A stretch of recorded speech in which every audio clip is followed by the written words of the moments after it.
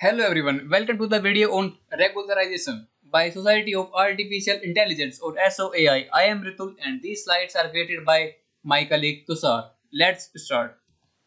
Regularization, simple versus complex models. In this section, we will look at how better regularization methods have accelerated the growth of deep learning over the last decade.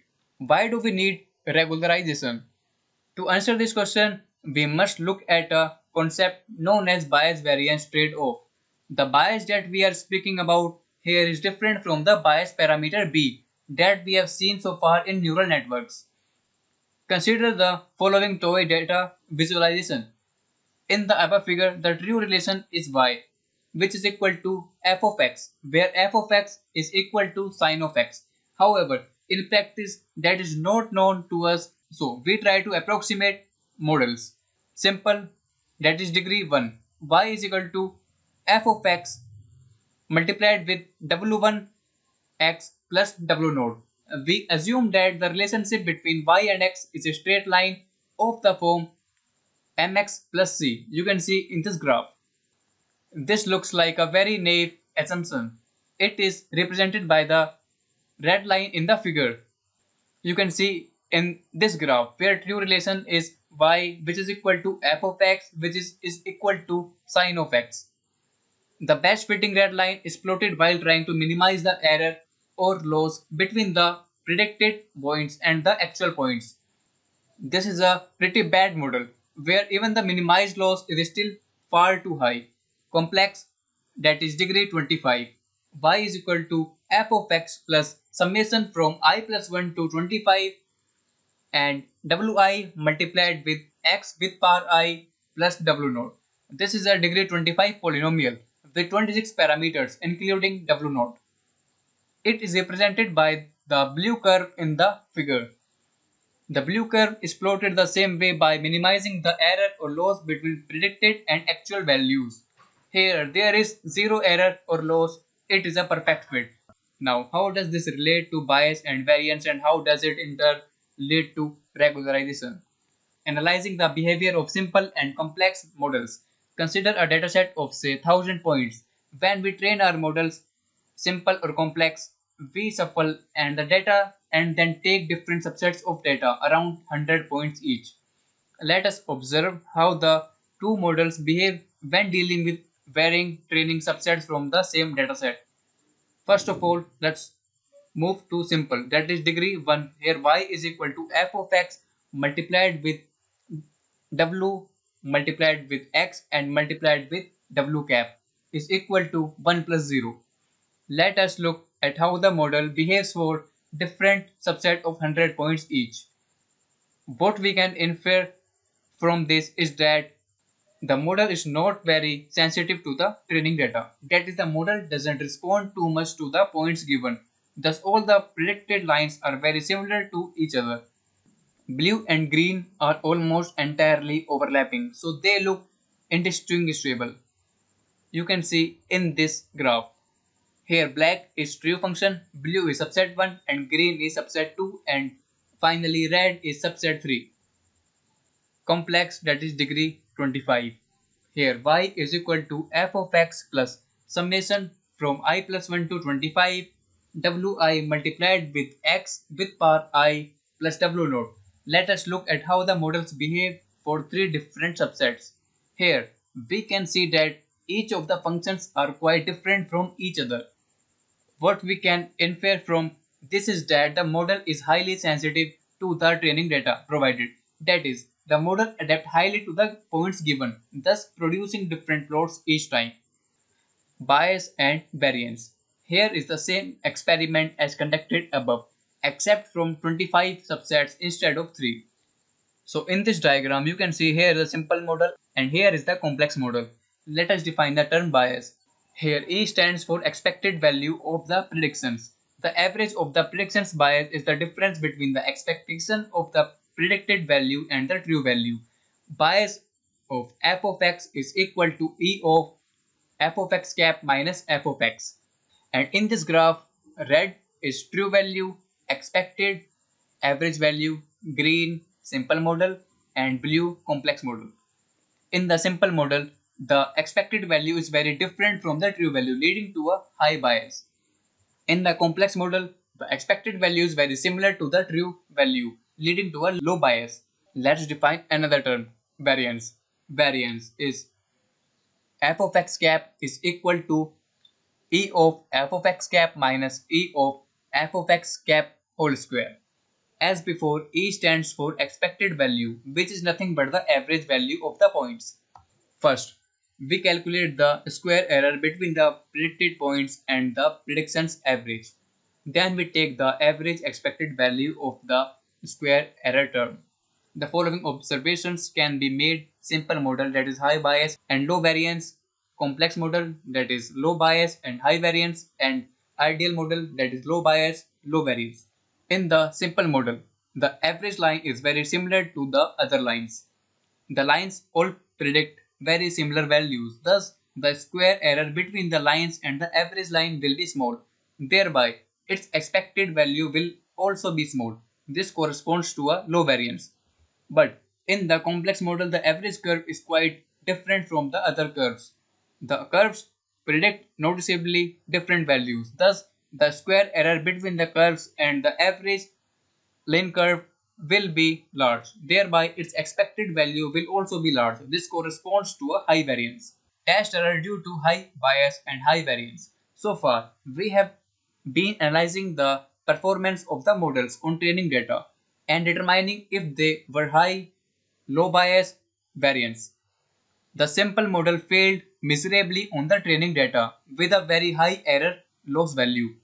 The complex model, however, performed extremely well. Though it did deviate the sine function, that is true curve, it was still able to fit all the training points, scoring a very low error or loss value. Let's look at how it performs on the test dataset. Consider the following model. Let's look at a visualization of the test set predictions. Here, the high bias model does poorly on the test set. This is understandable as the model performed poorly on the test set, so it was never very likely to perform well on the test set. You can see in this graph high test error due to high bias underfitting. Consider a complex model. Let's look at a visualization of the test set predictions. Here, the high variance model also shows a high test error. Unlike its test set performance, this is because the model over familiarized itself with the training data set to the points that it was unable to successfully predict new points from the test set. Let us look at how training and test error vary with model complexity. From the above figure, we can make the following observations. For simpler or high bias models, the training and test error are both very high. This is because the model has not adjusted in accordance with the input given. It can be said that the model is underfitting. For complex or high variance models, the training error is low, but the test error is high. This is because the model has adjusted too much to the training inputs given, thereby not being able to predict any new points well. It can be said that the model is overfitting. The sweet spot of model complexity is the perfect trade-off between bias and variance. It is characterized by low training and test error. Here, in the first graph, high test error due to high variance overfitting. You can see on the screen, and on the right side, the model complexity. You can see blue is train error and red is test error, high bias, underfitting, high variance, overfitting. Spot, sweet spot, perfect trade-off, ideal model complexity. Overfitting in deep neural networks. Consider the same image from the previous section. Deep neural networks are highly complex models, many parameters and many known linearities. Easy to overfit, drive training error to zero. The aim is to maintain the model complexity near the sweet spot and not have it get too complex. How do we deal with this in practice in deep neural networks? Let's look at some of the recommended practices. Divide data into train, test, and validation development splits. Good ratios would be 60 is to 20 is to 20 or 70 is to 20 is to 10. In the order train is to validation is to test. Never handle the test data except during the final evaluation. All other evaluation must be done with the training set first, then the validation set. Training data is used to minimize the loss error. Validation data is used to check if the model has become too complex or not. We must aim to get a good source during evaluation of the validation set. Start with some network configuration, say 2 hidden layers, 50 to 100 neurons each. Make sure that you are using the right activation function, right initialization method, that is he, Xavier, right optimization method, say Adam, monitoring training and validation error, similar to the figure in point number 1. Here in this table, there are 4 columns: training error, validation error, cause and solution. For high training error, the validation error is also high, cause high bias, and solution is increased model complexity, train for more epochs. For low training error, there is validation error which is high and the cause is high variance. The solution is add more training data, that is dataset augmentation, use regularization, use early stopping, that is train less. For low training error, there is low validation error, cause perfect trade-off, and the solution is you are done. We require low training error and also low validation error. A detour into hyperparameter tuning. The following image shows us all the variables under our control when configuring a DNN, that is deep neural networks. To determine the ideal combination of variables when configuring a DNN, it is recommended to analyze the curves shown in the figure above. We need to minimize the difference between training and validation error based on monitoring the curves plotted above.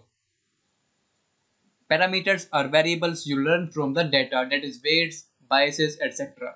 Hyperparameters are variables that you figure out during experiments on the model by analyzing the error and other evaluators. For this, the initialization methods are he or Xavier. Strategies are batch, mini batch of 32, 64, or 128, stochastic, and linearing rate schedule. Algorithm here are ADAM, RMS group, ADA etc. And for network architectures, number of layers and number of neurons. For activation functions, etc. L2 regularization. Consider the error curves for training and test set. In the case of square error loss, L train theta is equal to summation from I plus 1 to n in yi minus f of xi square. Now imagine if we include a new term in the minimization condition. Min L of theta is equal to L train of theta plus ohm of theta. Here, in addition to minimizing the training loss, we are also minimizing some other quantity that is dependent. Here, in addition to minimizing the training loss, we are also minimizing some other quantity that is dependent on our parameters. In the case of L2 regularization, ohm of theta is equal to square root of the sum of the squares of the two way. Here, we should aim to minimize both L of theta and ohm of theta. It wouldn't make sense for either of train them to be high values. What if we set all weights to 0? In this case, the model would not have learned much. Therefore, L of theta would be high train. What if we try to minimize L of train of theta to 0? In this case, it is possible that some of the weights would take on large values, thereby dividing the value of ohm of theta high. Sweet spot L2 regularization does not allow the training error to be minimized to 0.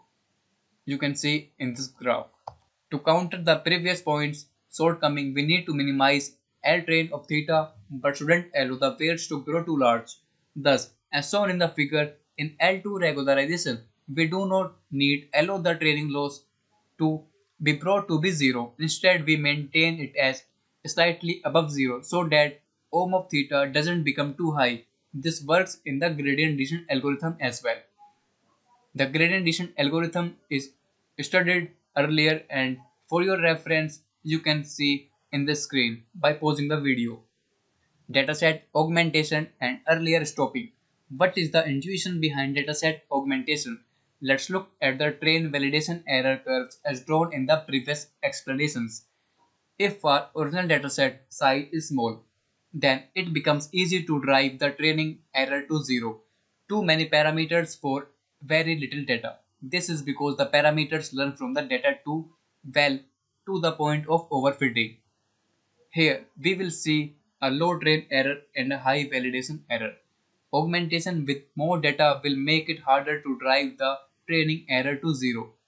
Data augmentation could be used to obtain multiple data points from a single input by performing operations such as blurring, cropping, translating, move horizontally or vertically, etc. The benefit of this is that no extra effort needs to be made in labeling the data, as all the augmented images have the same label as the original image. By augmenting more data, we might also end up seeing data which is similar to validation or test data, hence effectively reduce the validation data.